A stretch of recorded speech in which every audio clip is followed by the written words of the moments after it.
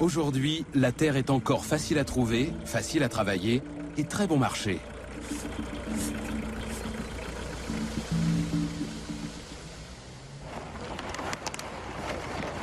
En Nouvelle-Zélande, John Chia, un étudiant en ingénierie, est en train de se construire une maison. Elle n'est pas en briques, en bois, ni en pierre. Elle est en terre. Il faut faire attention et tasser au fur et à mesure. John et son équipe sont des bâtisseurs issus d'un mouvement mondial qui veut remettre les constructions en terre au goût du jour.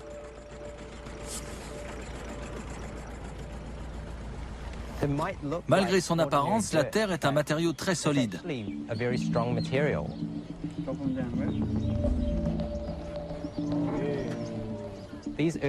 Les constructions en terre durent des centaines, voire des milliers d'années. Comme le prouvent les portions les plus anciennes de la Grande Muraille de Chine qui sont encore debout de nos jours. Ils utilisent des techniques simples mais efficaces qui n'ont pas changé en 2000 ans. On mélange. Que ce soit pour une maison actuelle en Nouvelle-Zélande ou pour la Grande Muraille de Chine, la construction en terre dépend de deux règles d'or. La première, il faut ajouter un liant à la terre pour ne pas qu'elle se craquelle et tombe en morceaux. Arrose en petite pluie, légèrement, mais partout. Les bâtisseurs d'aujourd'hui utilisent des fibres de lin cultivées à proximité.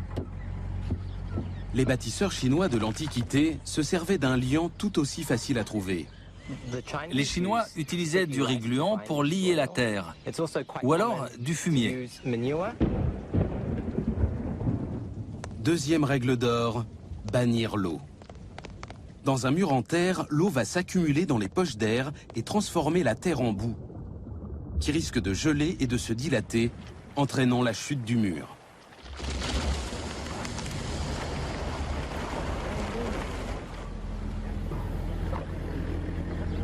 Et pour éliminer toutes les poches d'air, il n'y a qu'une seule façon de procéder. Il faut tasser la terre jusqu'à ce qu'elle devienne aussi dense que du béton.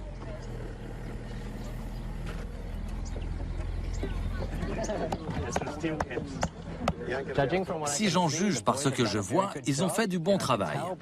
Le mur est bien lisse et très compact au toucher. Donc, notre méthode de tassage est efficace. Une méthode que les bâtisseurs chinois eux-mêmes n'auraient pas reniée.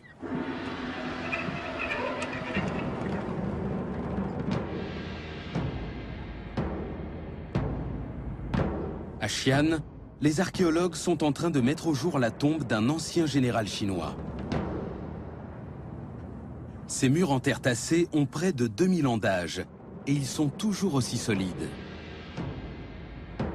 Le secret de ces constructions en terre, c'est de procéder par petites couches et de tasser très soigneusement pour les rendre extrêmement durs. C'est ce qui fait que c'est très stable. Ici, on voit bien la structure du mur. On distingue les nombreuses couches, entre 25 et 30. Rien que sur ce petit pan de mur que les archéologues ont limité. Chaque pan a été tassé séparément. Il a dû falloir des centaines d'hommes et des mois de travail pour construire ce tombeau selon cette technique. C'est quasiment aussi dur que du béton.